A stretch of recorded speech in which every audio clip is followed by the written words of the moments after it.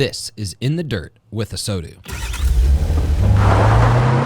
All right, we are sitting here at Beaver Toyota, Cumming, Georgia, just north of Atlanta, hanging out with Patrick Abad, good friend of ours. He's been so gracious to let us hang out with his store today and just see what his team is doing and hear from that. And, you know, we were having this conversation earlier a little bit and just kind of want to get a little bit more feedback from you that obviously there's a lot of talk about EVs and agency model and recession looming and everything coming in from market forces, and really hearing that a lot of dealers maybe aren't exactly feeling that within their walls, either in their business, and you know, there's some things that publics are saying or OEMs are saying, and then what dealers are saying. And so what are you doing or what are you feeling or hearing within your store with that from like outside looking in, but also what's happening on the ground level with you and others that are in your seat?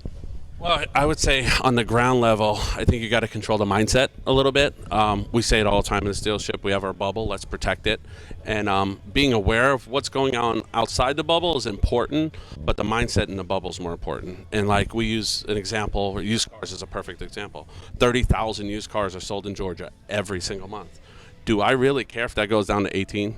As long as I get my 400 or 500. Right? That's the mindset that you have to have, and you got to have obviously the policies, the procedures, the processes, and the mindset to back that. But that is going to be our philosophy through this. Is like it doesn't matter what happens outside here; it only matters what happens inside here. And I think if most dealers take that philosophy, they're going to be just fine.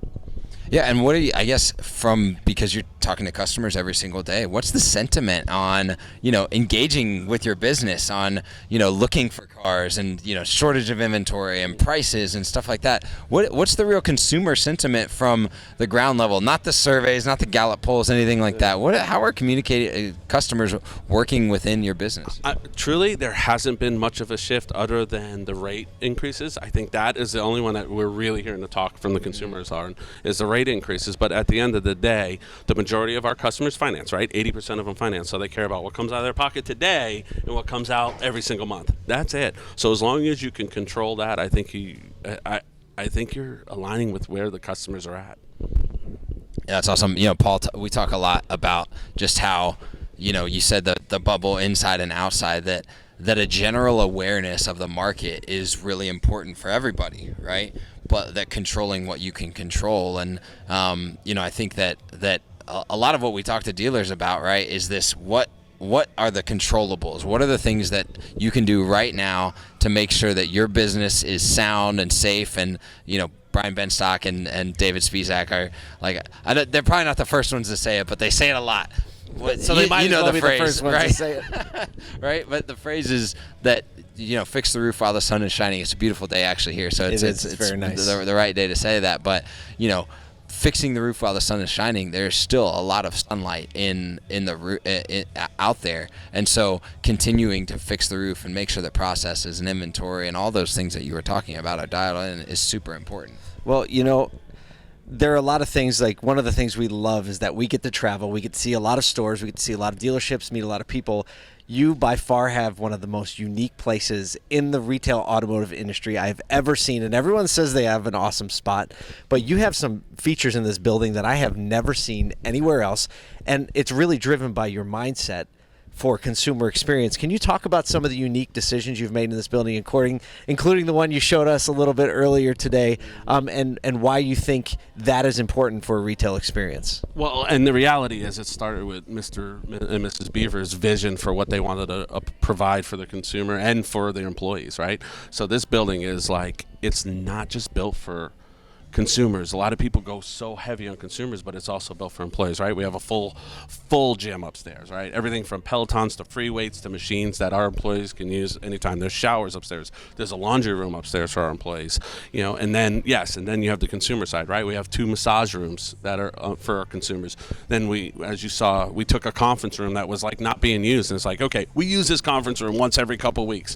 What can we do better for it? Well, let's put a hair salon in. That's it, right? obviously the next choice. Yes.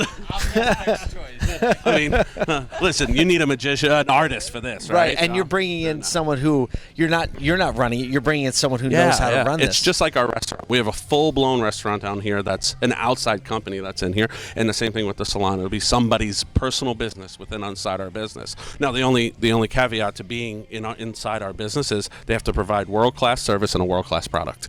So, and you're also one of the only auto dealers. I wonder if you're the only retail auto dealer that has a liquor license. He's not. I actually know of is it a Lexus store, I believe, that like they have a liquor license, and they have people that intentionally go like post work to do that. So I'm sorry you're not the first, but I think you're going to do it in a unique way where you're actually going to host things like watch parties, right? Oh, yeah.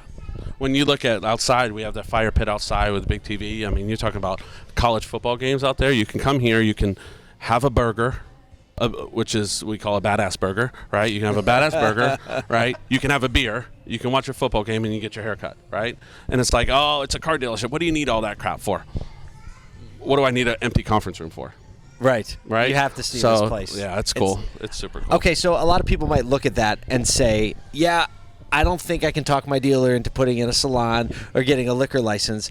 But all these decisions are kind of like driven by a similar philosophy. What would you say to dealers who maybe can't make that kind of investment or don't have the space or don't have the support to do that? How would you encourage them to take a step in the direction?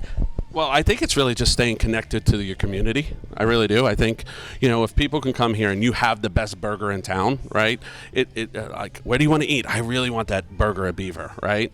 And I can, you have a world-class product upstairs when the salon opens of you need a haircut, right? I got to go get my haircut. I'm going to Beaver. It's staying connected to community, and you don't need a salon and you don't need a restaurant to do that, right? You could do things like let your conference room be used by the police department so they can have their meetings there, or the principals in your local county. You do that too. We do that too, yes. But those are things that keep you connected to the community that people just they forget. Like when you have a successful business, you have a responsibility to be good to the community, because it is that community that makes you successful.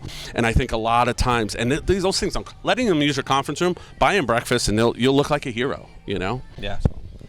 All right, Kyle, you've paid a lot of attention to consumer experience, because when you were in a dealership, you did what you could with what you had, right? What are some of the similarities that you see in the way Patrick approaches consumer experience as you did when you were at Mazda? Well, yeah. So, and we didn't have that massive space. Mazda That's showrooms are a lot smaller, right? You had a limited right? budget. Yep. You had to do a lot with a little. Well, we were intentional about the coffee, right? Like we made sure That's the a big coffee surprise if machine you know Kyle. was right. You were just making sure it was right for you, but we'll pretend it was for everybody. No, else. I mean we put in a lot of intentionality around. There was actually we took a team mentality to stocking everything, right? So there was a goal to never ever have to have a customer ask us like, hey, are there straws or is there coffee or anything like that? So it was a team mentality to make sure that the water, everything was stocked. So it was always a focus.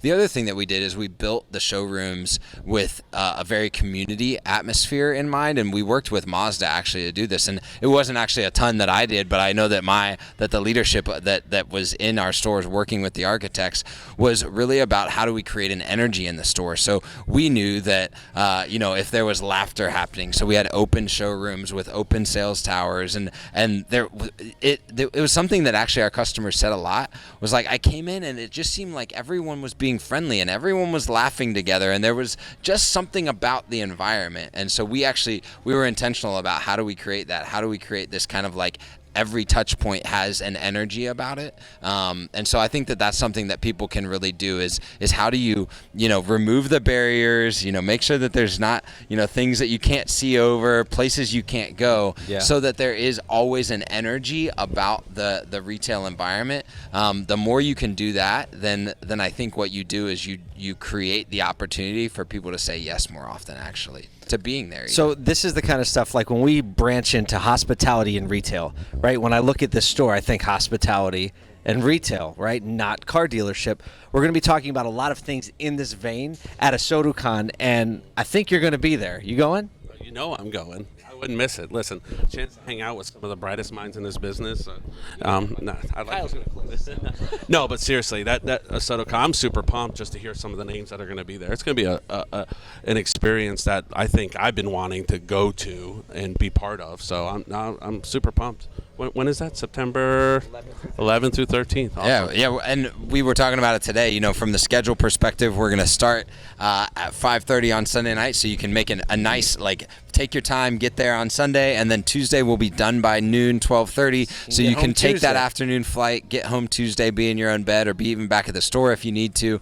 For some people on the East Coast, so it'll be a high energy, high intensity, short time, but it'll be really focused and really intentional about what do we do about connecting the retail side of our industry to the way a lot of other retailers think. And so we'll be taking practices from outside and inside of the automotive industry on that. So Patrick, thanks for hanging out with us today. You've been a friend since Clubhouse and a mentor, but also a business confidant and friend. So really appreciate you. Thanks for coming. I mean, listen, I love when you guys walk in the building, and you guys alone just bring a cool energy that my people love, and I think it's fun. Yeah, awesome. Well, sounds good. I'm sure we'll see you soon, and we'll throw it back to us actually live. So. Thanks for watching this episode of In the Dirt with ASOTU. If you're new to our channel, make sure and mash that like and subscribe button. Also, check out some of these links for other great podcasts and content.